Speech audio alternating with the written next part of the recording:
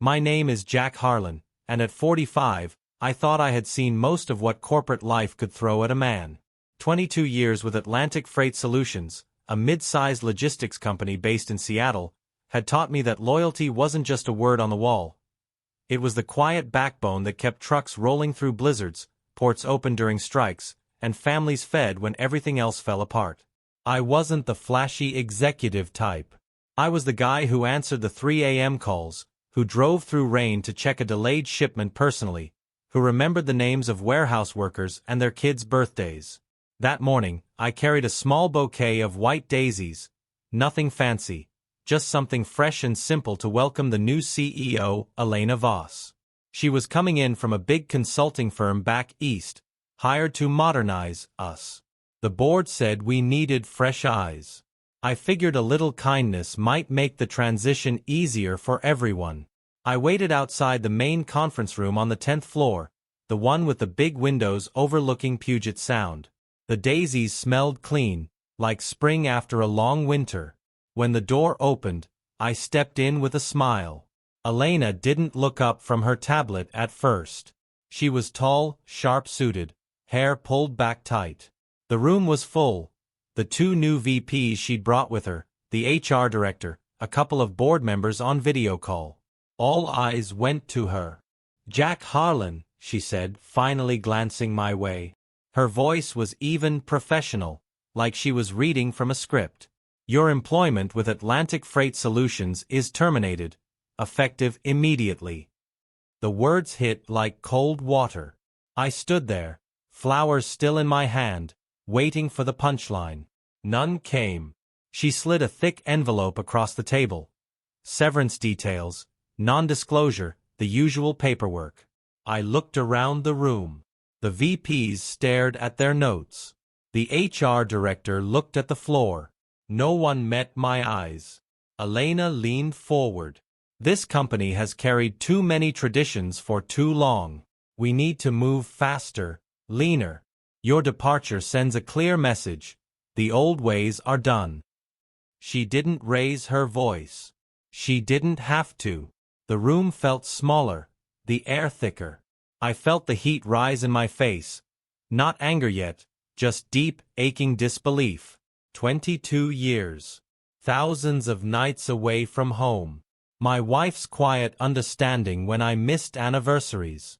My son's baseball games I watched on replay because a container ship was stuck in customs. I set the daisies on the side table. They looked small and out of place now, their petals already starting to curl. "I understand," I said quietly. My voice didn't shake. I wouldn't give them that. As I turned to leave, Elena added one last thing, loud enough for everyone.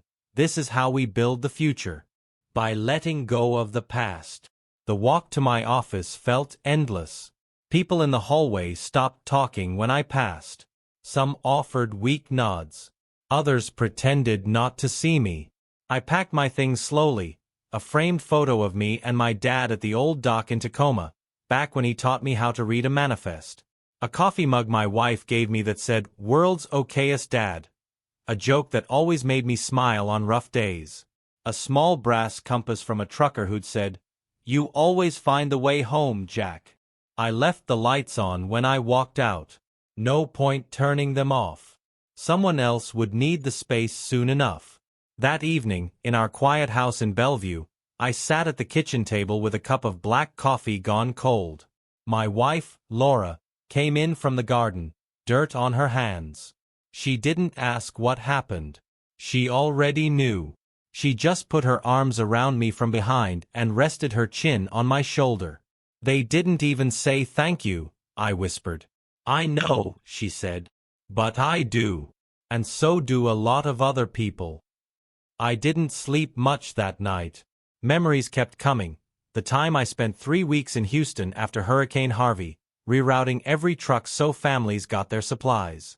The year we lost a major contract and I worked weekends to keep half the staff from layoffs.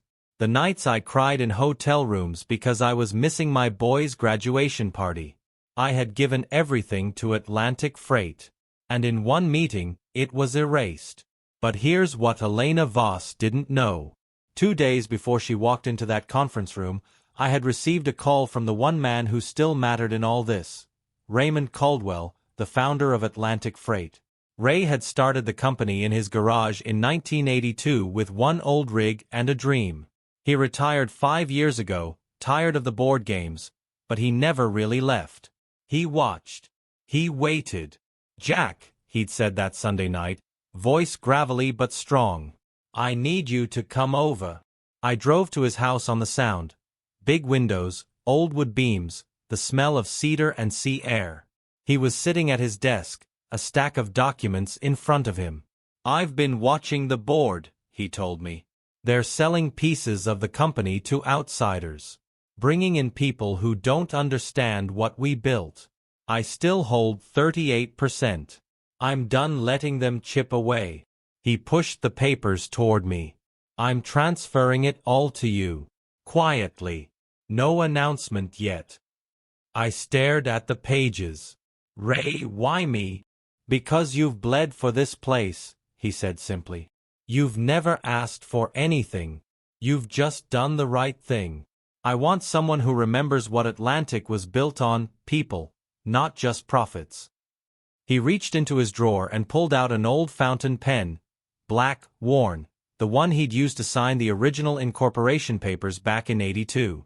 "This isn't magic," he said with a small smile. "But it means something. Sign here, Jack. Become the guardian." I signed. The ink flowed smooth. When I finished, Ray looked at me with those steady eyes. "Keep it quiet. Let them show their true colors. When the time comes, you'll know." I drove home that night with the weight of it all settling in my chest. Not excitement, but responsibility. And a quiet certainty that things weren't over.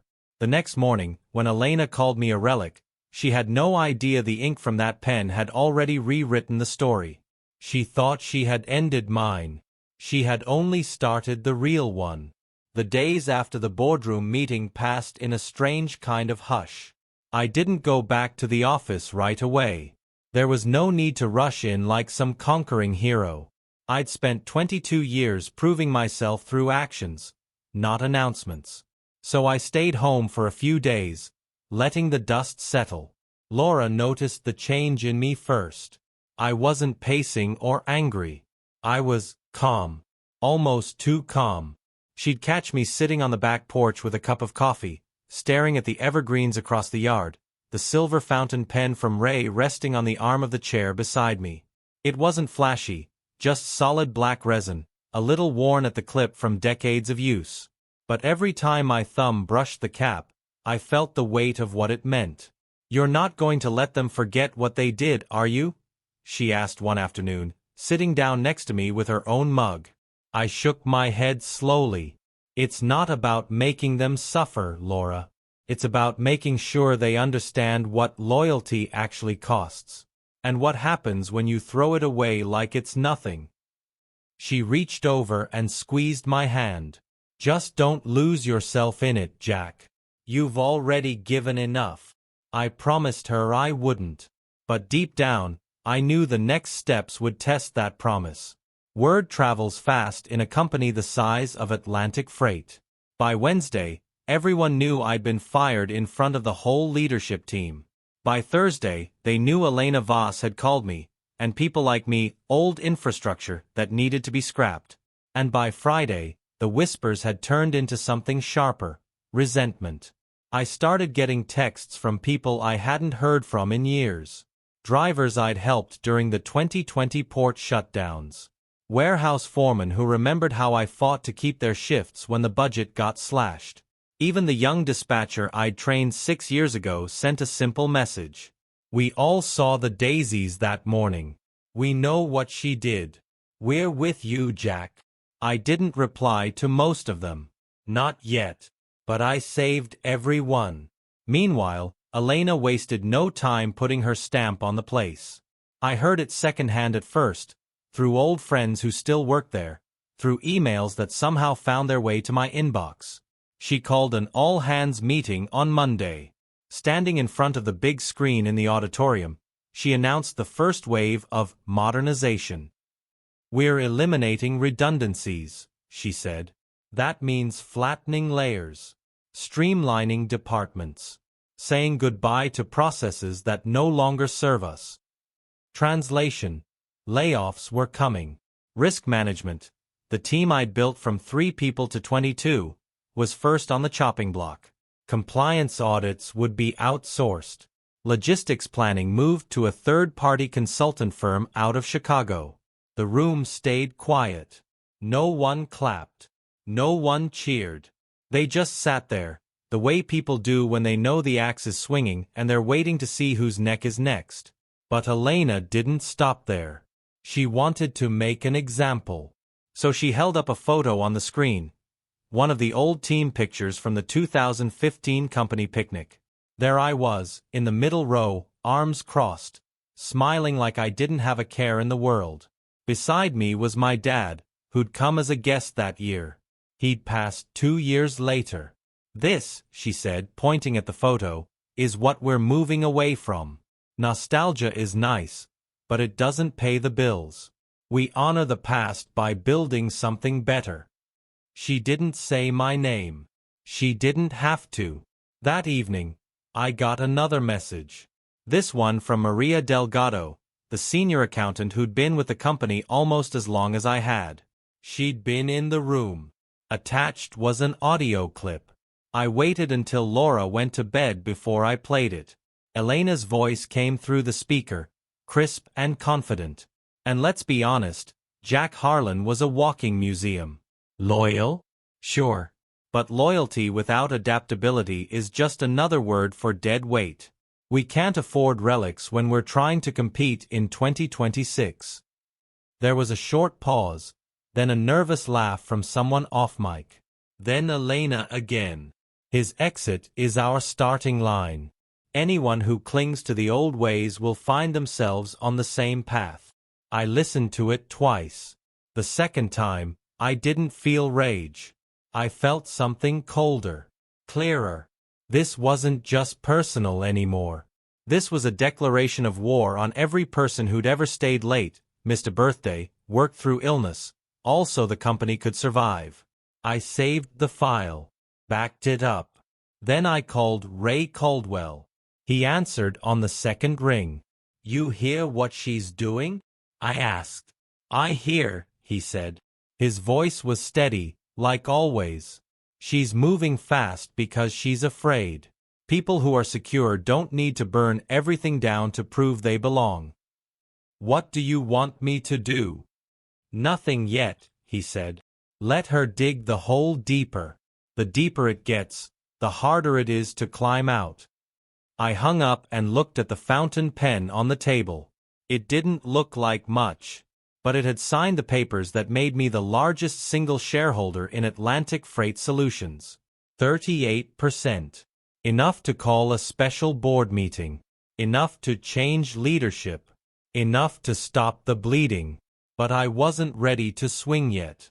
First, I wanted her to feel what it was like to stand on ground that wasn't as solid as she thought. The next morning, I drove downtown. Not to the office, not yet. I went to the small coffee shop 3 blocks away, the one where the old-timers still gathered. Drivers on break, retirees who used to work the docks, a few mechanics who'd kept our fleet running for decades. I walked in, ordered a black coffee, and sat at the corner table. Within 10 minutes, 3 of them had joined me. They didn't ask questions. They just started talking. About how morale was tanking. About how good people were already looking for new jobs. About how Elena's new vision felt like a wrecking ball. I listened. I nodded. I didn't promise anything. But when I left, I shook their hands the way my dad taught me. Firm, eye contact, no rush. Word would spread. By the end of the week, the undercurrent had shifted. Not loud. Not obvious. But real. People started wearing their old Atlantic Freight caps again. Someone taped a photo of the 2015 picnic to the break room fridge, right next to the company mission statement. Small acts. Quiet defiance. Elena noticed. Of course she did. She doubled down. On Friday, she sent out a company-wide email. Effective next month, we will be implementing a new performance review system focused on forward-thinking metrics. Employees who demonstrate adaptability and alignment with our transformation goals will be prioritized.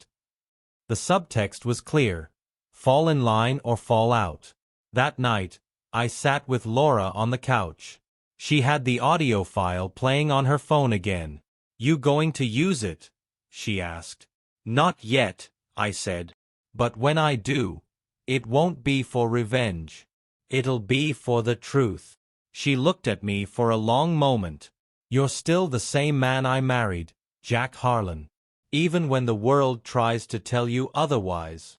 I kissed her forehead, and for the first time in days, I felt something like hope, because the board meeting was coming. And when it did, I wouldn't be walking in as the fired guy with the daisies. I'd be walking in as the man who held the pen. And the pen, well, the pen had already signed the future.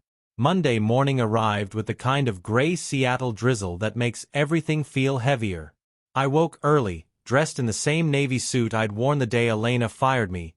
Not for nostalgia, but because it still fit, and because I wanted them to remember who I was before they tried to erase me. I didn't drive straight to the office. Instead, I stopped at Ray Caldwell's house one last time. He was waiting on the porch, coat collar turned up against the rain. No words at first. He just handed me a thin folder, the updated ownership certificates, stamped and filed with the state that morning. 38%. Undeniable. "You sure about this, Jack?" he asked, voice low. "I'm sure," I said. "Not for me. For the people who've kept this place breathing all these years." He nodded once, then clapped me on the shoulder. "Go remind them what a company looks like when the heart's still in it." I arrived at Atlantic Freight's headquarters just before 9. The lobby security guard, a man named Carlos who'd worked the desk for 15 years, looked up from his screen. His eyes widened when he saw me. "Mr. Harlan," he said quietly. "Good to see you." "Good to see you too, Carlos." I gave him a small nod and walked past without stopping. No drama. No announcement. Just presence. The board meeting was scheduled for 10 in the executive suite on the 12th floor. I waited in the hallway outside, leaning against the wall like any other visitor. Through the frosted glass doors, I could hear voices. Elena's above the rest, sharp and certain. She was already inside, laying out her agenda. I caught fragments through the glass. Final approval on the restructuring plan, department consolidations, performance metrics aligned with new leadership priorities. She sounded confident, almost triumphant. I checked my watch. 9:58. At exactly 10, the secretary, a young woman named Priya who'd always been kind when I passed her desk, opened the door to let the last board member in. She saw me standing there and froze for half a second. I gave her a gentle smile. "It's okay," I said quietly. "I'm expected." She swallowed, nodded, and held the door. I stepped inside. The room went still. 12 people around the long mahogany table. Elena at the head, mid-sentence, pointer in hand. The 2 VPs she'd brought with her. The board members, some old-timers who remembered Ray's early days, some newer faces who joined under pressure from investors. And at the far end of the table, one chair empty. A simple placard in front of it. Reserved. Majority shareholder. No one had known who it was for. Not yet. Elena's eyes locked on me. For the first time since that morning with the daisies, I saw something real flicker across her face. Uncertainty. "Jack," she said. The word came out half question, half warning. I didn't answer right away. I walked slowly down the length of the table, shoes quiet on the carpet. Every step measured. The fountain pen from Ray was in my inside pocket. I felt its weight against my chest like an anchor. When I reached the reserved chair, I stopped. I didn't sit. Not yet. I looked at Elena, then at the board. "Good morning," I said. My voice was calm, even. The way you speak when you know the truth is already on your side. One of the older board members, Harold Grayson, who'd been Ray's friend since the first warehouse lease, cleared his throat. "Jack, what's going on?" I reached into my jacket and pulled out the folder Ray had given me. I placed it gently on the table and slid it toward the center. "Effective this morning," I said, "I hold 38% of the voting shares in Atlantic Freight Solutions. That makes me the majority shareholder." Silence. Then a ripple, chairs shifting, quiet exhales, eyes darting between me and Elena. She recovered first. "This is unexpected," she said, forcing a smile that didn't reach her eyes. "But I'm sure we can discuss this after the meeting. We have a full agenda." "No," I said quietly. "We discuss it now." I finally sat down. The leather creaked softly. The sound seemed to echo. Elena's hands tightened on the edge of the table. "The board will need time to verify." "The filings are public record," I said. "Filed at 8:30 this morning. You can pull them up on your tablets if you'd like." A few people did. Screens lit up. Murmurs started. Harold Grayson was the first to speak. "Well, I'll be damned," he said, almost to himself. Then louder, "Welcome back, Jack." Elena's jaw tightened. "This changes nothing about the direction of the company. I was hired by the board." "You were hired to lead," I interrupted gently. "Not to dismantle. Not to insult the people who built this place." She opened her mouth, but I continued. "I'm not here to undo everything you've proposed. Some changes might be needed. But the way you've gone about it, the dismissals, the language, the disregard for 22 years of sacrifice, that stops today." I reached into my pocket and brought out the black fountain pen. I set it on the table between us. It wasn't dramatic. Just there. "This pen," I said, "belonged to Raymond Caldwell. He used it to sign the original papers in 1982. He used it again 2 days before you walked into that conference room and called me a relic. He gave it to me because he trusted me to remember what this company stands for." I looked around the table. "It stands for people. Not just profits. Not just efficiency. People who show up at 3 a.m. in the rain. People who miss their kids' games so others can eat. People who stay when it would be easier to leave." The room was quiet now. No one interrupted. Elena stared at the pen like it was a weapon. I leaned forward slightly. "I do not accept my termination," I said. "And I will not allow the systematic dismantling of the teams and processes that have kept Atlantic Freight alive through every storm." I paused, letting the words settle. "From this moment forward, Ms. Voss, you report to the board, and the board reports to me." A beat of silence. Then Harold Grayson started clapping. Slow at first. Then another board member joined. Then another. Not thunderous. Just steady. Respectful. Elena sat frozen, color draining from her face. I didn't smile. I didn't gloat. I simply picked up the pen again, turned to the first document in the folder, and signed my name. The ink flowed smooth and dark. When I finished, I looked at her. "This isn't the end of your role here," I said quietly. "But it is the end of treating loyalty like a liability." I closed the folder. And for the first time in a week, I breathed easy. The storm wasn't over. But the wind had changed direction. The boardroom didn't erupt into chaos after I sat down. There was no shouting match, no dramatic exit from Elena Voss.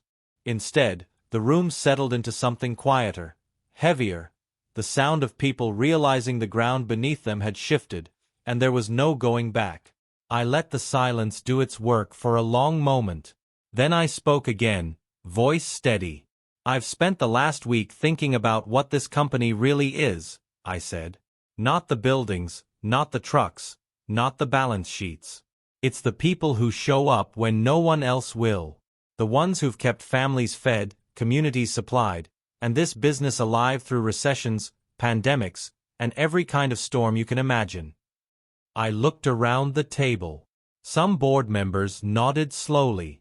Harold Grayson's eyes were bright with something like pride. The younger ones looked uncertain, but they were listening. I'm not here to tear everything down and start over, I continued. Some of the changes Ms. Voss proposed have merit. We do need to adapt. We need better technology, smarter processes. But we do it with respect. We do it by honoring the foundation that got us here, not by calling it dead weight. Elena sat rigid, hands folded tightly in her lap. Her face was pale, but she hadn't spoken since I signed the document. The arrogance that had carried her through the first week was gone, replaced by something smaller. The quiet recognition that she had miscalculated. I turned to her directly. Elena, I said, using her first name for the first time, you're still the CEO. For now. But you will work under the board's oversight, and mine. The restructuring plan will be reviewed. The layoffs you announced will be paused until we can find a way forward that doesn't sacrifice the people who built this place.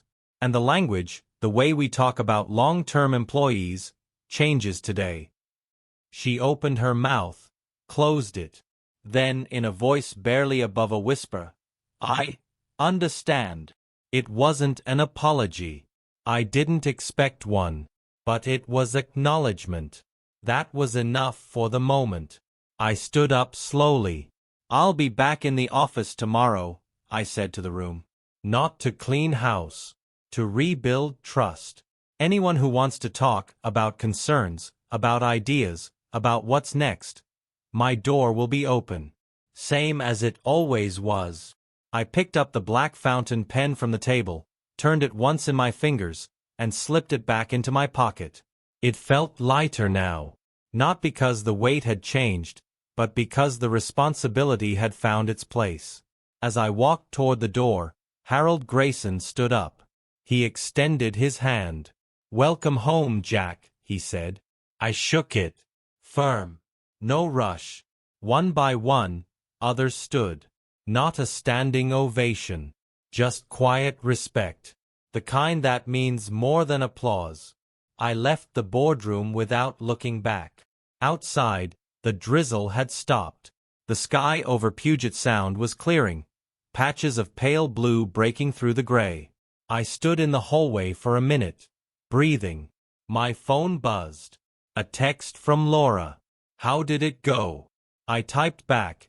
It's done. Coming home.